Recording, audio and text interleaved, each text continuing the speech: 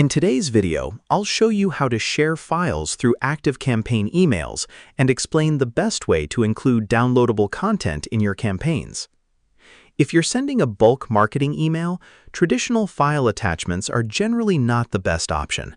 Attachments can increase the size of your emails and may affect deliverability.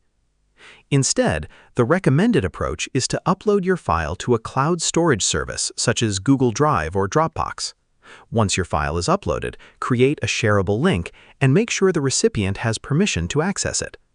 Now, open your ActiveCampaign email campaign and enter the email designer. You can add the file link to existing text or a button. Highlight the text you want to make clickable or select a button block, then click the link option. Paste your file's shareable URL and save the changes. When subscribers click the link, they'll be taken to the file hosted on your cloud storage service. There is also a direct attachment option for certain email formats, such as custom HTML or text-only messages.